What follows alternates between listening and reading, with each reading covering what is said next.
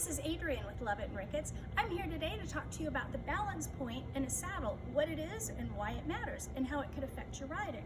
So basically, when a saddle is made, the balance point is this flat spot that's right here where your pubic and seat bones sit. When we go to make the saddle, we actually have the tree, and I take two long webs, basically two long pieces of nylon. I tack them to the pommel and I run it to the cantle, and then I start taking cross pieces of webbing to actually form the seat. Yes, it's true from Pony Club, some of those long webs actually turn into the billets and are attached to the saddle, so you're truly pulling your saddle onto the horse. But when it gets to this area, that's when, as a saddle maker, I really start to look and see, how do I want the rider to sit in the saddle? Do I want them to sit in a forward balance point, maybe more on their pubic bones, or do I want to sit in a back position, more on my seat bones? So what's the difference? Well, in the jump saddles, when you're sitting on your seat bones, it allows you to really wrap around your horse and feel secure. I can also have more angulation in my leg, so I can really get a shorter stirrup. If I'm sitting over my stirrups or in a forward position and I'm trying to shorten my stirrup, my leg's going to go out behind me.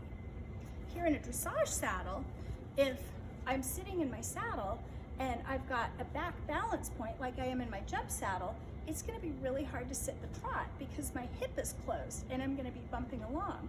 If I have a forward balance point in my dressage saddle, my hips are going to be more extended and it's going to be much easier to sit the trot.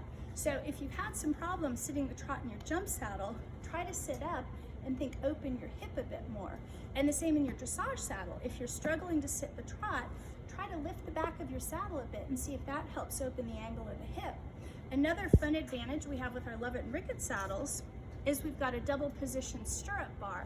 It's a floating bar, so it's not causing pressure on the horse's withers, but what's nice on our dressage and endurance saddles is it allows you to position your stirrup bar in two places. Again, you can further change where you're sitting in the saddle.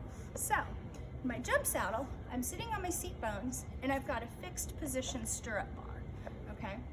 When I come to my dressage saddle, I'm sitting on a forward balance point and I can move my stirrup bar back under me, or I can move my stirrup 1 inch forward and move my leg forward. Now, how does that affect what's going on? Depending on the shape of my horse, it allows me much more flexibility to put my stirrup in a position where I can better maintain how I need to sit on my horse. The other advantage is if I want to have a true long correct dressage position, I can put it in the back stirrup bar, which I can't do on the jump saddle. That's why it's also hard to sit in a dressage position on a jump saddle. I move it to the back position, I can really lengthen my stirrup. And let's say I want to have a cross training day, I just move it forward and I shorten my stirrup, and my balance position, because it's moved forward, has changed with me as I move to that forward position to go ride, canter, gallop, or trot. So lots of fun things we can help you with. All of our saddles are available for demo. We just ask you pay for shipping, but give us a call or a text and we'd love to send them out and have you try some different things.